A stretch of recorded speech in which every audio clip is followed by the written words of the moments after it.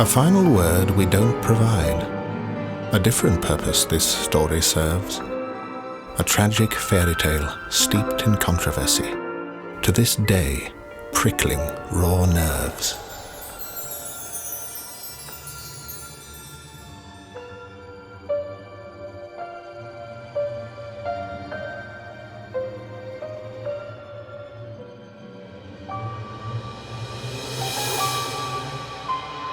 The Russian Empire, ruled by the Romanov dynasty since 1613, was in turmoil, in revolution. The Tsar of Russia, Nicholas II, his wife, Empress Alexandra, their 4 young daughters and their son and heir, Alexei, are all held captive under house arrest. They are political prisoners of the new government. The Tsar's children were my father's first cousins, and they were all brought up. They spent a lot of time together in the palaces, and Pa used to play with them like, cousins do. The reigning British monarch is George V. First cousin to the Tsar, he despairs at the plight of the imperial family and watches nervously from the United Kingdom as their ordeal unfolds.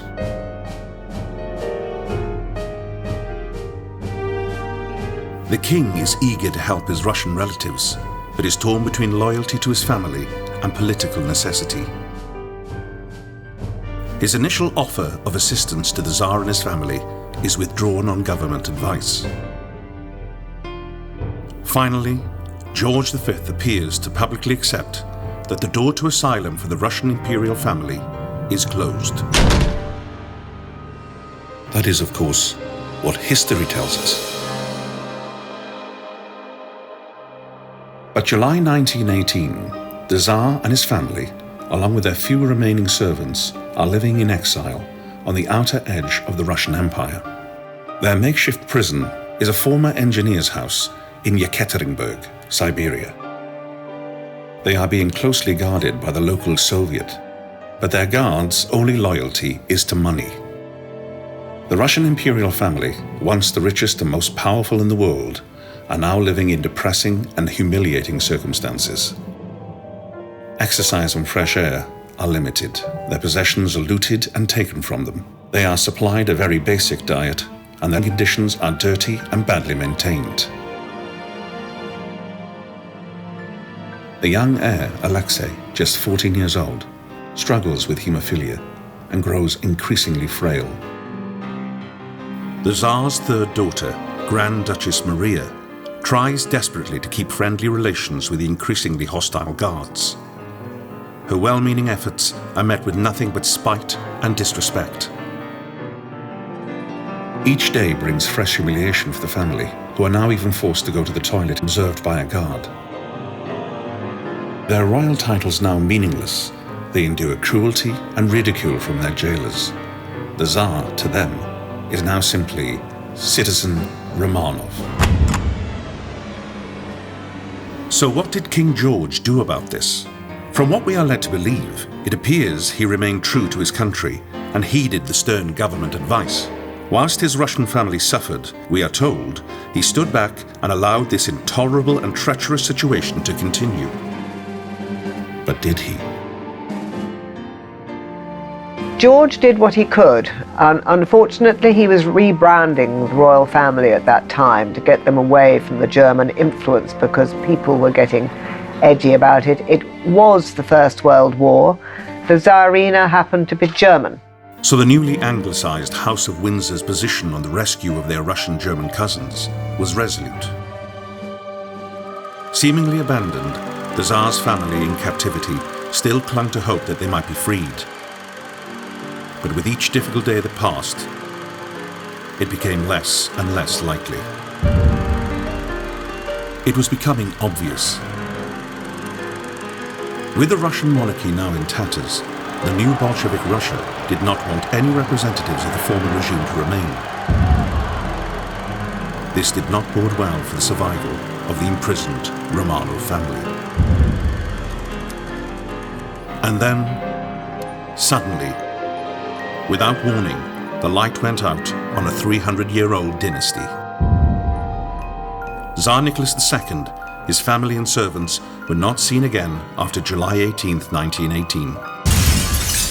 They vanished without a trace, leaving the royal families of Europe holding their breath for any news of them at all. But when the White Army finally investigate after taking Yekaterinburg in late July, there is nothing left for them to find. A mystery had begun. What followed the Romanovs' disappearance was a slew of deliberately confusing and conflicting reports as to their fate. The family had been moved to a new location. The family had escaped. The family had been rescued. But the most sinister and persistent rumor of all was that the whole family and their retinue had been taken downstairs to the cellar in the middle of the night of July 17th and massacred in cold blood. Death by Bolshevik firing squad.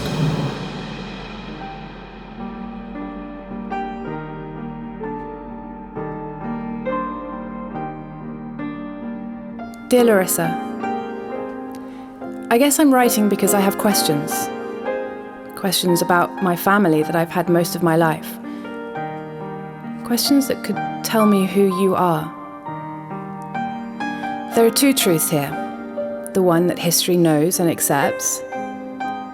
Then this other truth that is woven into the complex tapestry of my life.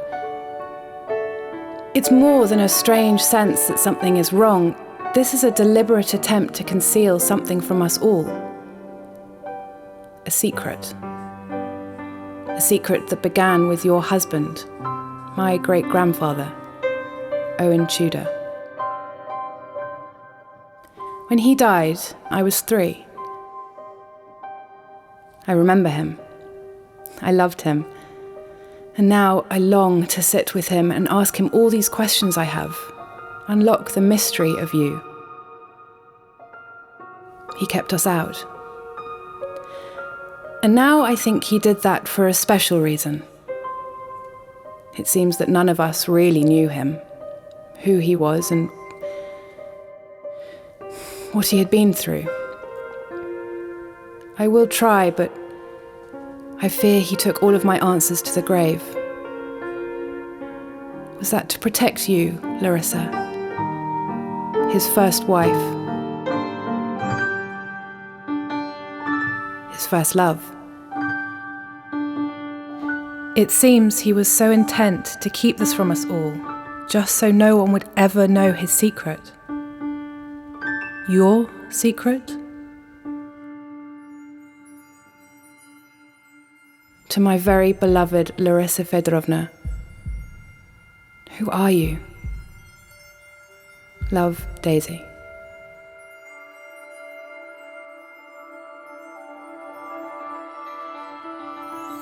Nicholas II had 4 daughters, the revered and beautiful Grand Duchesses of Russia. The 4 girls had once been destined for marriage into the many European royal families of the time. By July 1918, they ranged in age from 17 to 22. The eldest, nearing her 23rd birthday, was the serious, devout, and studious Olga. Tatiana was 21, a feminine yet strong, level-headed character who was accepted as the natural leader amongst her sisters. The next, named after the Tsar's own mother, was the beautiful Maria at 19.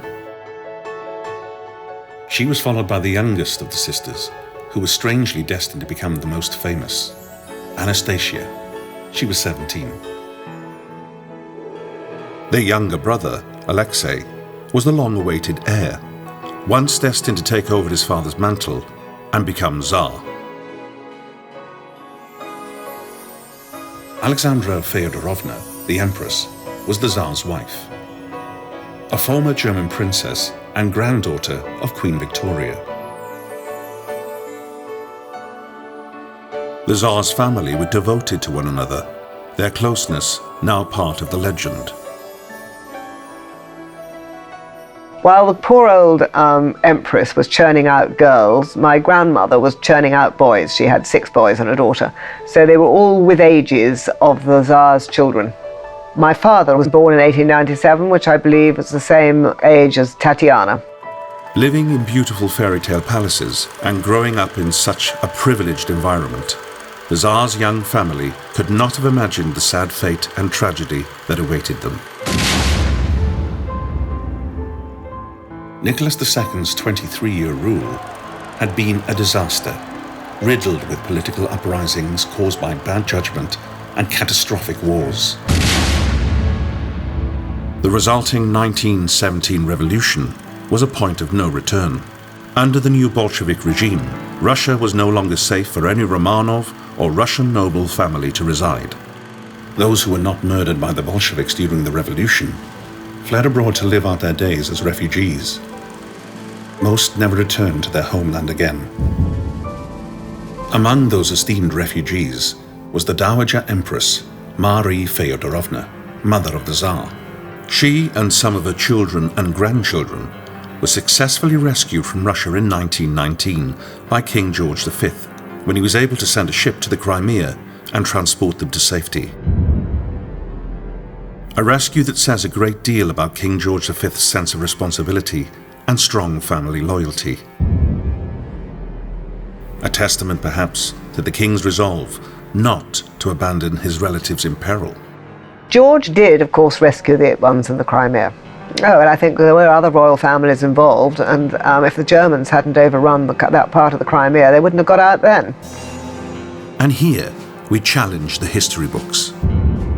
Had King George V, just a year earlier, acted against the wishes of his government and made a similar secret rescue attempt? This time trying to save his cousin, the Tsar, and his young family. Our research leads us to startling evidence that such an attempt did take place, but was not wholly successful.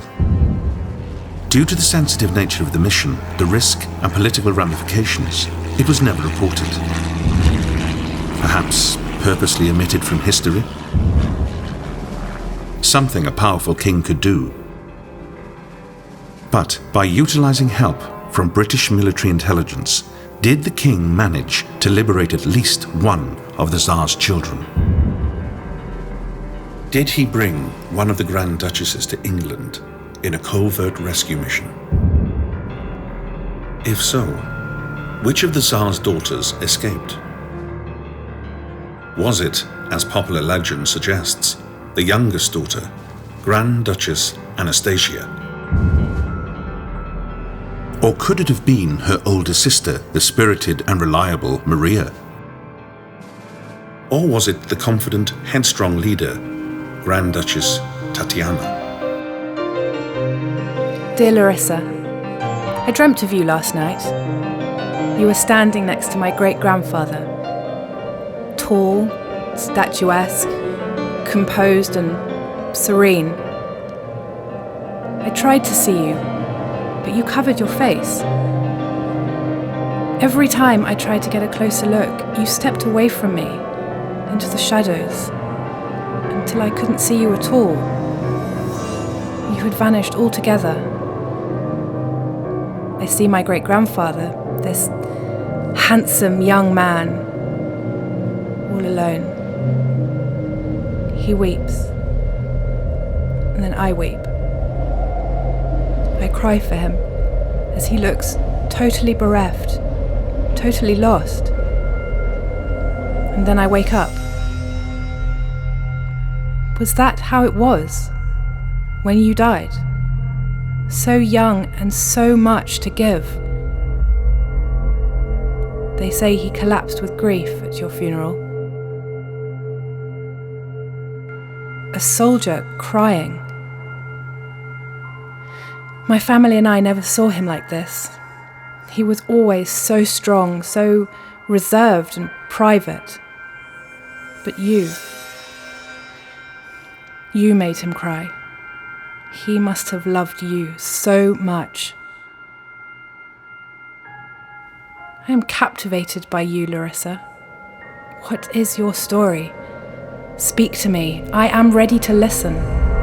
Love, Daisy. In the years since this episode transpired, pretenders have taken the scene, who swear to be the Tsar's long-lost children, and for a rescued Grand Duchess, created a smokescreen.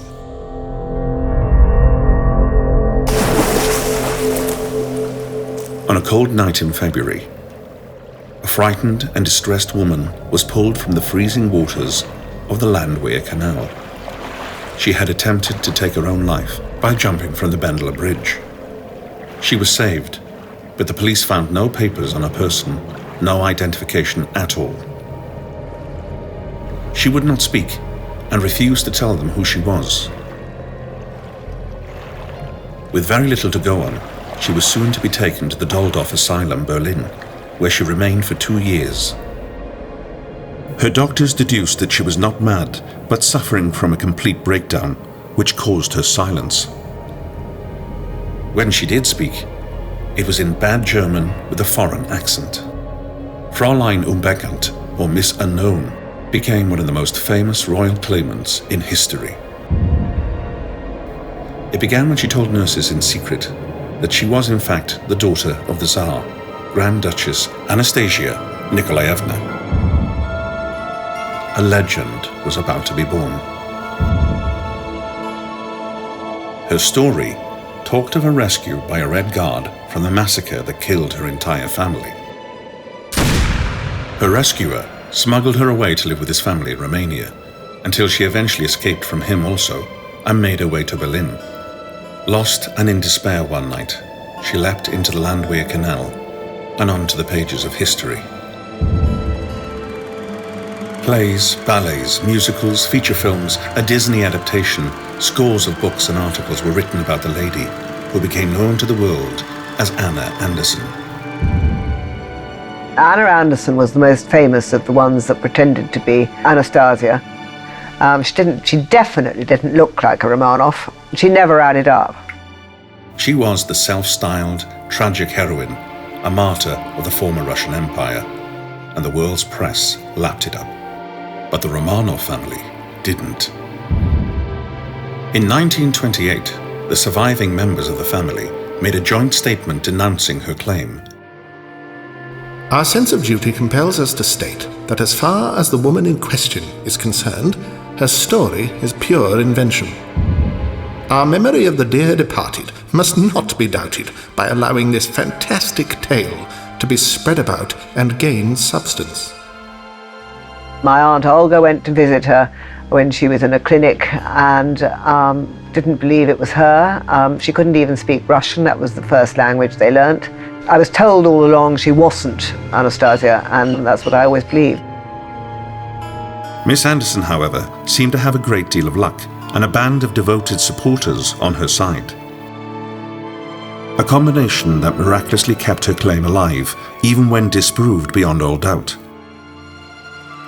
She was sensationally unmasked by a Berlin newspaper in March 1927 as an impoverished Polish factory worker named Franziska Skanskowska. Franziska, a girl from very humble beginnings, had fled from Poland to live in Berlin. She had suffered a great deal of trauma in her early life, including rumored incest, a savage attack from a soldier, a fiancé who died in the war, a miscarriage, and a terrible accident at the munitions factory where she dropped a grenade and killed a fellow worker. All of this tragedy had devastated her, and the repeated traumas had resulted in mental illness.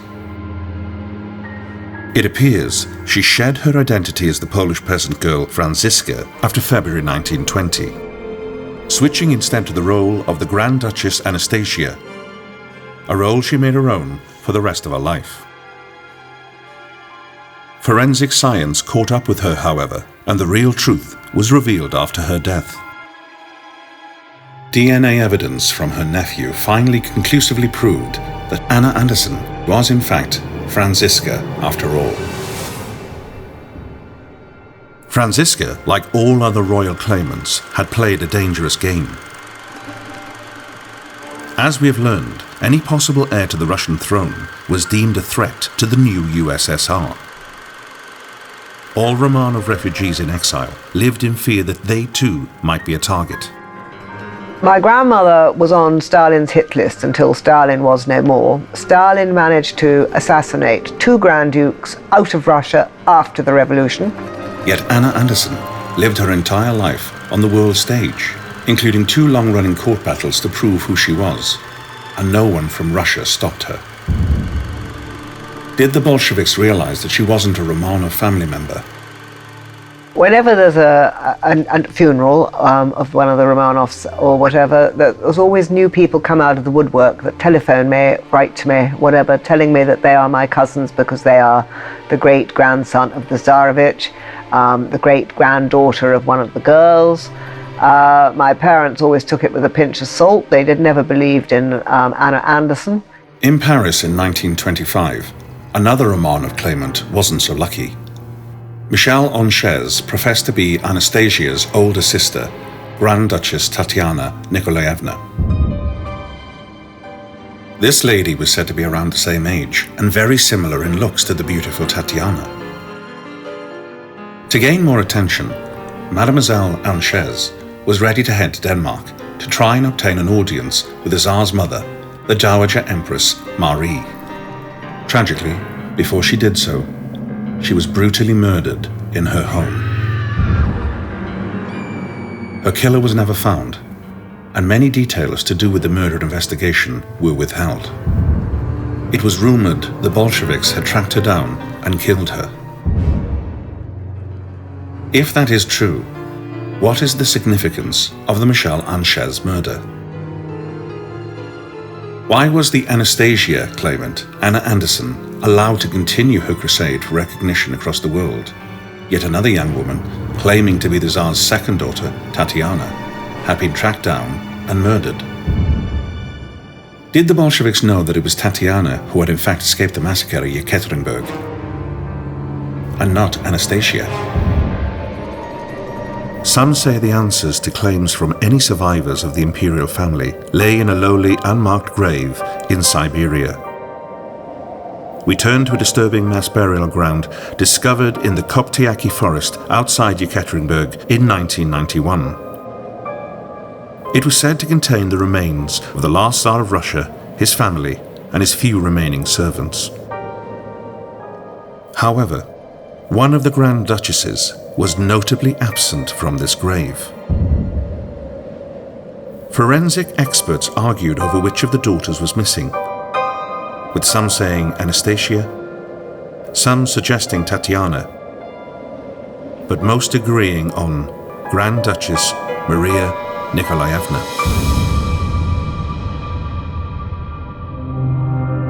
Dear Larissa, Granny says she never knew her father had a first wife until after he died. He never revealed your story to any of us. Why? Granny also says she never knew that for 3 years her father had lived in Kent with you in the 1920s. He'd never mentioned it. He had been stationed there in the army after being asked to leave the King's Own Hussars. It appears he hadn't asked permission to marry his Russian bride. You. Somewhat of a scandal in those days. My great-grandfather, the rebel. So you both landed in Lydd, in Kent. And this was your house. This is where you began your tragically short married life. Walking through this door, standing where you stood, I want so much to close my eyes and go back in time to be here when you were here. To know what words echoed around this house. To hear what you talked about. To see you both in love. I sense sadness here. I know you were very ill and it hurts me. It hurts me to know you were slowly dying whilst gazing from the window day to day. I saw your chair in the museum. I touched it. I tried to feel if there were a trace of you in the wood, a memory engraved into the very bones of it. I concentrated and the first thought into my head was despair. Isolation. A feeling you had been left behind. I felt so sorry for you. I wish I could have helped you, Larissa. Love, Daisy.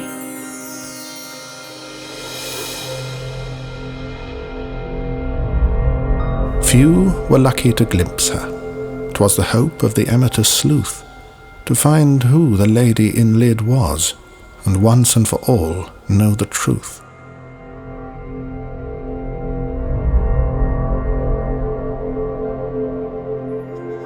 So who exactly was Larissa Feodorovna, Owen Tudor's enigmatic first wife? She was described by those who remembered her as being very tall, exceptionally beautiful, and polite. Her hair was said to be brown with an auburn tinge, friendly and courteous, yet private and reserved. A foreign lady. An enigma. She was known in Lyd as the Russian princess. She inspired many questions in the community, questions that are still being debated nearly a century later. The first time I heard the reference to Larissa being a Russian princess was from Herbert Preble. He always referred to her as the Russian princess. Herbert knew everything local. He had a phenomenal memory, and when checked out, it was accurate. Following her marriage on the 16th of August 1923, when she arrived in Lyd, Larissa Tudor was said to be in her mid-20s. Unusual in such a close community, the couple were remembered for not really making friends or involving themselves in local society at all. Each day, Owen struck out for the nearby army barracks. As a part of his training, he went on manoeuvres or tended horses at the local farm. His wife remained at home, gazing from a front window in quiet and contemplative solitude. In her early days in Lyd, when she could walk, she cheerfully went to church, accompanied by her husband, and was admired by all who saw her. One resident remembered that she always wore jewellery and was beautifully turned out. It was noted that, like most wealthy people at the time, Mr. and Mrs. Tudor enjoyed their own pew at the front of the congregation. He, the dashing young soldier, and she, looking the very model of well-to-do. A neighbour remembered them always laughing. They seemed very much in love. I would have thought it would have been quite isolated for them. Going back such a long time ago, Lyd, for a young couple, I would imagine it would be quite restricted. Today, if you're travelling, we would need to have a car. Owen Tudor did not speak about his wife, but it was generally known by his fellow soldiers that Mrs. Tudor was gravely ill. She had tuberculosis and her spine was crumbling. Spinal caries is what we nowadays call spinal TB or Pott's disease. This is when the spinal column is invaded by the TB bacillus, causing collapse of the vertebrae, and in most severe cases, deformity, spinal curvature, and even paralysis. Antibiotics, which would cure TB, were not going to be available until after the Second World War, 20 years later. In her last years in Lyd, residents remembered her spending a great deal of time outside in the fresh air. She sat in the garden all day, resting or reclining in a wooden bath chair. Fresh air was felt to be good for people with TB, as it stimulated the circulation and perhaps helped one fight off the infection. Living in a 3-story property and with difficulty moving around, she was known to even bathe in the back garden. Herbert told me that this lady spent almost all day out of doors. He used to view Larissa in her garden through a knothole in the fence. He and local lads used to peep at the Russian lady on her daybed. On warmer days, residents remembered Owen Tudor carrying her to the large green outside their house, where they would sit together, picnic and chat. In the 1920s, there was no cure for TB. general supportive care, nutrition, fresh air was about all there was. Despite Owen Tudor's modest salary, he was able to afford a private nurse for his ailing wife. Money didn't seem to be an issue for them. Sadly though, for some time, she must have known she was dying. The main symptoms of TB are cough, weight loss, night sweats, fevers, and in the later stages, coughing up blood. In 1926, 74,000 people were notified as having TB, and in the same year, 30,000 people died. For Owen Tudor, the effects of this terrible disease were destined to haunt him until the end of his days. Tuberculosis cruelly claimed his beautiful young wife. He was devastated and never spoke of her again. And there the tale could have ended, but the ill-fated Mr. and Mrs. Tudor left a confused and complicated legacy in their wake. If Owen Tudor was simply an army man on a middle-ranking army officer's pay, why the trappings of much greater wealth, especially in his wife? Why did he never tell his children he was formerly married to a Russian lady named Larissa? Was there anything in his private papers about his mysterious first wife? Larissa Tudor had left her husband a significant sum of money when she passed away, the equivalent of a year's salary for most of the population. Where had this sick lady acquired such a fortune? Author and historian Michael Ockleshaw went to Lydd in the 1980s and showed a local woman, Alice Clayphone, photos of lots of women from the 1920s era. Alice remembered Mrs. Tudor very well, as she lived next door to her. Among the photos that Michael showed Mrs. Clayphone, she immediately recognized Larissa Tudor, going out of her way to point her out. Yet the photograph he had shown her was one of the Tsar's daughters. On Larissa Tudor's wedding certificate, she gave father's name as Adolf. Yet on her death certificate, her Russian patronymic Feodorovna plainly indicates that her father's name was Fyodor. By tradition in Russia, second names always come from the father. In Russia, you're called, and I'm not Princess Olga, I'm Olga Andreevna, and they know by the Andreevna bit that I am daughter of Andrew. Papa was Andrew Alexandrovich because his father was Alexander. But they use it not just for Romanovs, they use it for everybody. An exception to this rule was the last Empress of Russia, Alexandra, who took the name Feodorovna by choice as she began her rule and joined the Russian Orthodox faith. This tradition was shared by the Empress's sister, Elizabeth. Her mother-in-law, the Dowager Empress, also took this name, Marie Feodorovna. What is the significance of Owen Tudor deliberately placing this specific name on his wife's gravestone? If her father's name was not Fyodor, why was this name chosen? On her death record, her name is written as Larissa T. Tudor. Larissa T. Tudor, not Larissa F. Tudor. F for Feodorovna, as her gravestone reads. So what did the T stand for on her death record? T for Tatiana? Was Owen Tudor going as far as he dared at the time to allude to his wife's real name? Was this grave a clue in itself?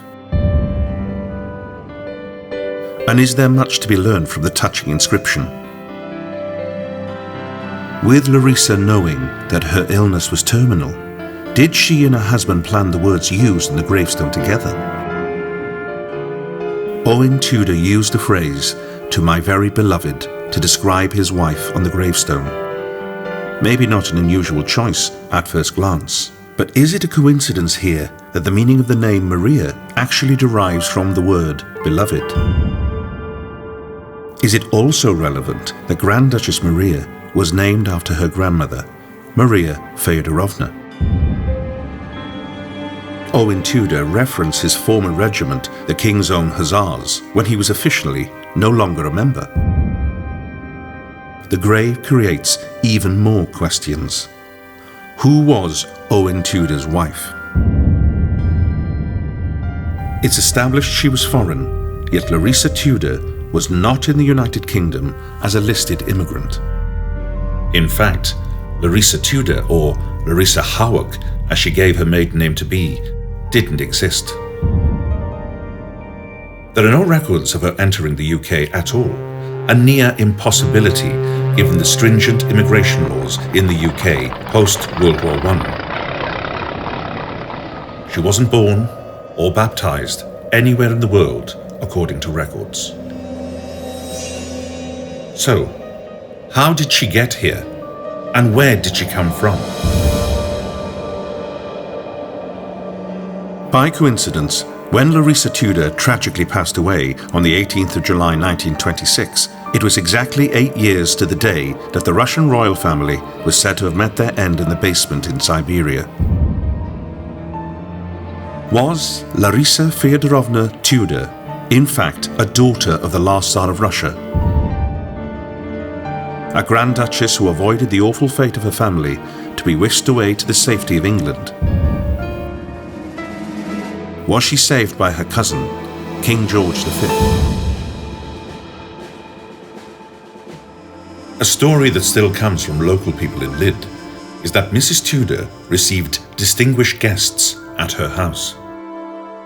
One neighbour recalled seeing a carriage draw up on the marshy road outside Ferndale, the modest house where the Tudors lived. Footmen were dispatched to ask the immediate neighbours to make themselves scarce, which they obediently did. But not before one recalls seeing a smart lady disembark the carriage. A lady who strongly resembled Queen Mary. Whilst researching this case in the 1990s, historian and author Stephen Ingman Greer uncovered some startling facts. In 1923-24, living just a couple of miles away in nearby Romney Marsh, was a very young but soon-to-be celebrated playwright and intelligence operative, Noel Coward. A well-known socialite, during his life, Coward was good friends with the Russian composer Sergei Rachmaninoff. Rachmaninoff was a favorite of the last Tsar of Russia, a frequent visitor to the royal palaces, and an intimate of the imperial family. Another mutual friend of Noel Coward and Sergei Rachmaninoff was British author Ian Fleming.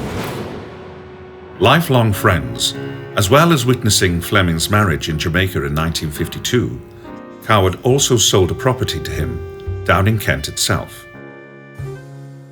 In his eventful career, Fleming was once assistant to the Director of British Naval Intelligence before penning in 1957 his famed novel, which became a classic James Bond film, From Russia with Love. The story of From Russia with Love begins on June 10th, 1957. Grand Duchess Tatiana's birthday was June 10th.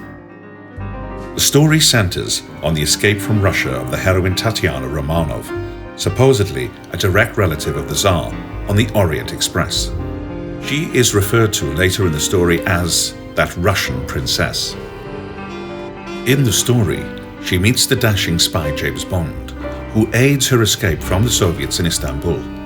They pose as a married couple and are married on August 16th, the same day Owen and Larissa Tudor married in 1923, and the same place Larissa Hawok was supposed to have come from. In all, Stephen Ingman Greer discovered no fewer than 9 separate, exact coincidences linking the fictional Tatiana Romanov to the story of Owen and Larissa Tudor.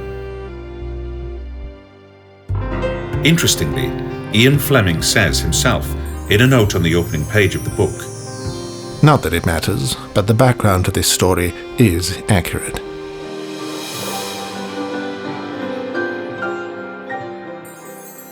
Will this ill-fated couple's veiled legacy of the borrowed time they spent be discovered many years later in the corner of a cemetery, Lydd, Kent.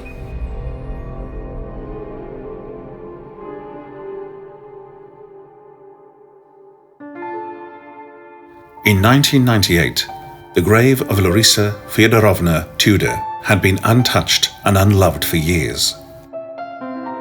It sat in the north corner of Lydd Cemetery in an unusually solitary position, facing away from the other graves in dignified yet faded splendor. To the local people of Lydd, it was a significant piece of local folklore. Young children told stories about the grave. It was cursed.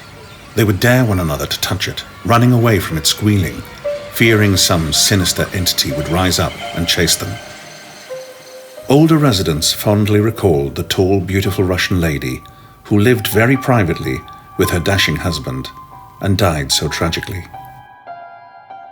Since Owen Tudor had died in 1987, and with no other relatives of the mysterious Larissa Tudor to step forward, no one had any claim to or responsibility for her final resting place. A once proud and fitting tribute, the grave had now started to fall into disrepair. Its expensive iron railings began to rust, the touching inscription becoming illegible. It grew more sad-looking and overgrown with weeds as the years passed. But someone still visited the grave. Someone who had an interest in Mrs. Tudor. The local mystery was, who was this person who regularly returned in secret to place fresh flowers on Larissa Tudor's grave? No one of the local people ever saw who this unknown person was, yet beautiful bouquets would arrive to brighten up this lonely, abandoned grave of a long-dead lady whom no one really knew anything about. Some Lydd residents had caught a glimpse from time to time of an expensive car that would turn up, leave flowers, and then disappear. No one knew who this was. One day, the residents noticed that the once impressive iron railings with their distinctive Tudor design had been removed. It caused quite a furore locally, as no permission appeared to have been granted. Later, a stonemason began working on the grave to restore it to its former glory. This heirloom of Lydd's history was being tampered with, and the local people who had protected it had questions. This costly refurbishment was a mystery. Why was someone doing this? Soon, the iron railings were returned, recast and good as new, and by the 18th of July 1998, the work was complete. Larissa Fyodorovna's grave, with no expense spared, looked fresh and new. She had died exactly 72 years before to the day. Interestingly, on the same day, at the St. Peter and Paul's Fortress in Russia, President Boris Yeltsin, the world press, the Prince of Wales, and the remaining members of the Romanov family gathered to attend the grand state funeral of what were claimed to be the last Tsar of Russia, his wife, Alexandra Fyodorovna, and the bodies of 3 of their 5 children. Why was the royal family's funeral and the restoration of the grave of Larissa Fyodorovna happening at the same time? What relevance did Larissa Fyodorovna have to the Russian royal family? Somebody once said to me, "Do you realise one of your relatives is buried in Lydd churchyard?"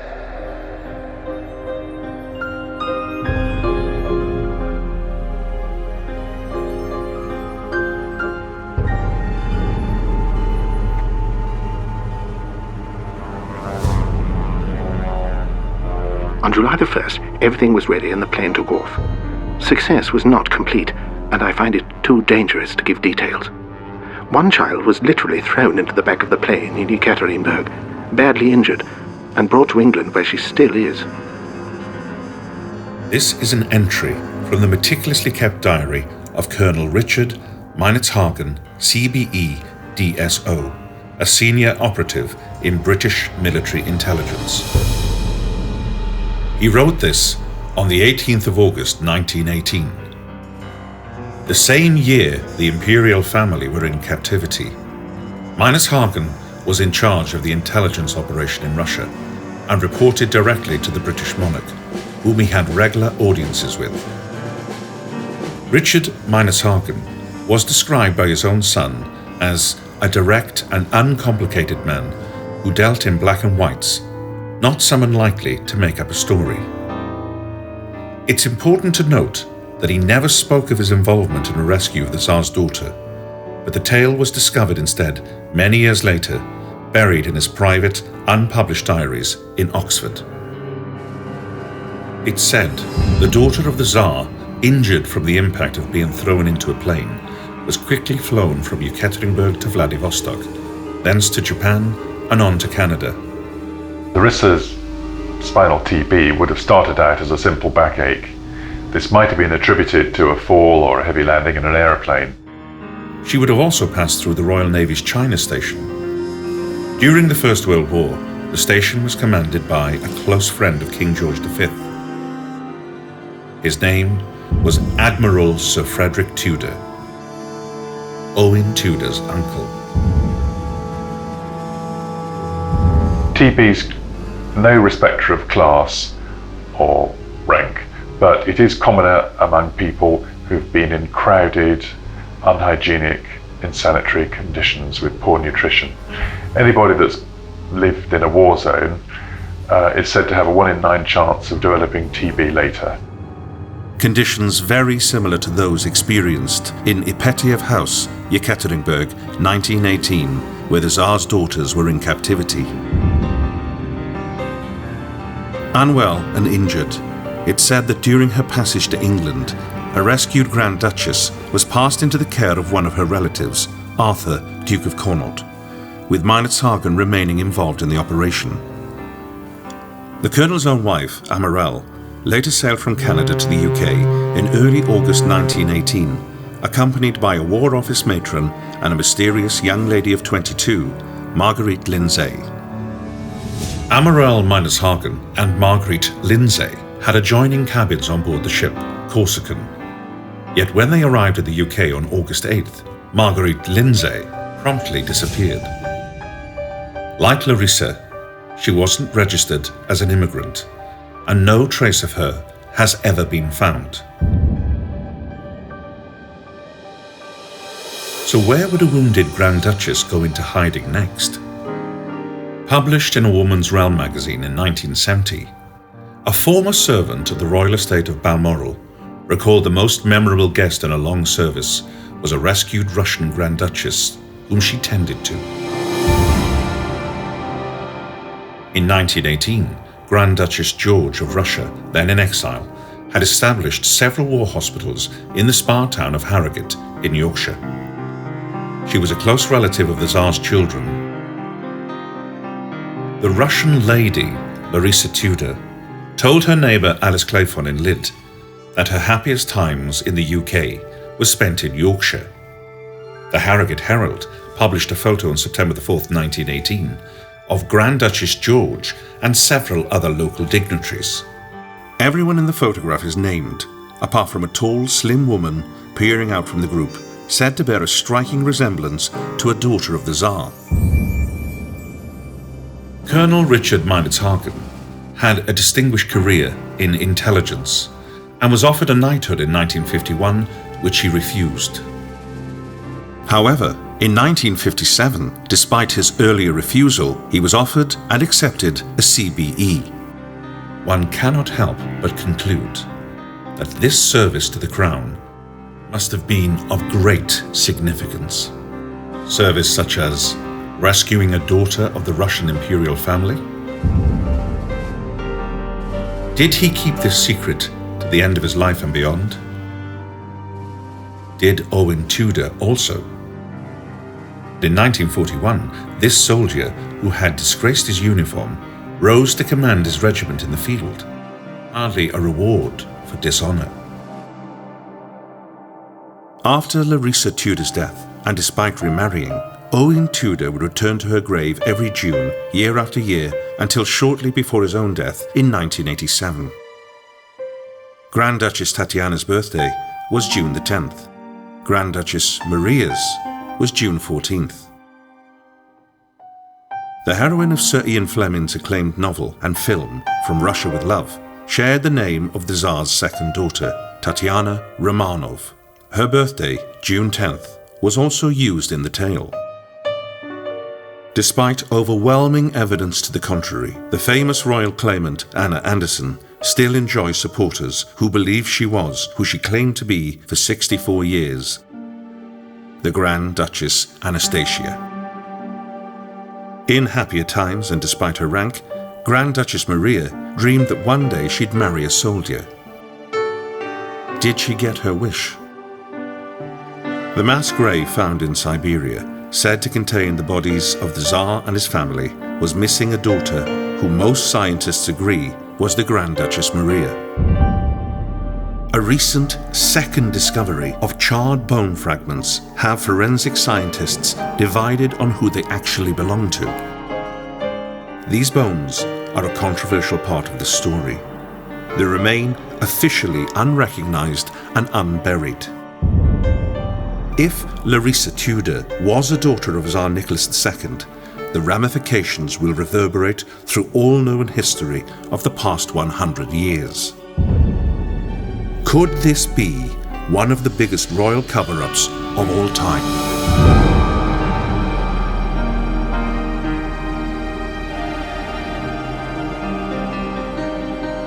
Dear Larissa, when I was 11, Mama, Granny and I went to Lyd for the day.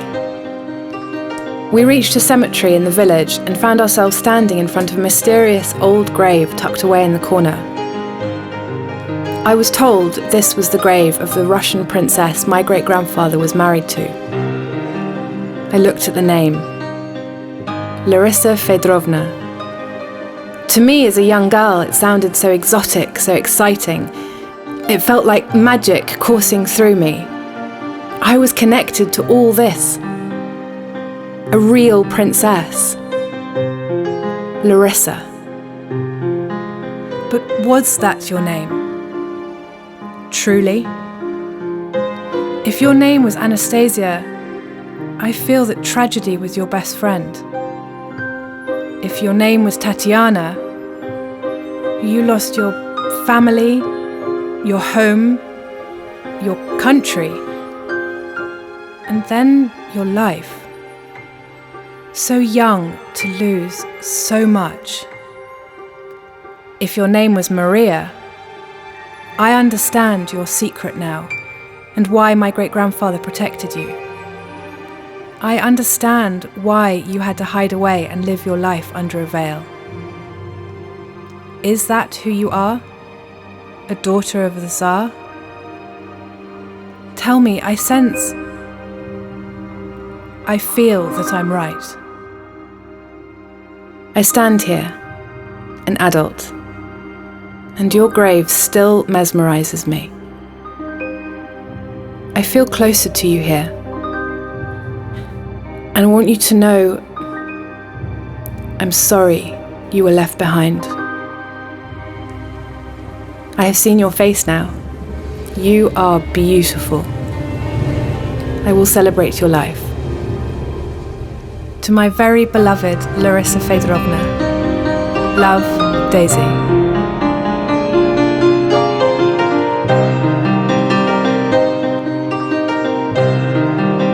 You may discover a grave in Lyd with an aura compelling and strong.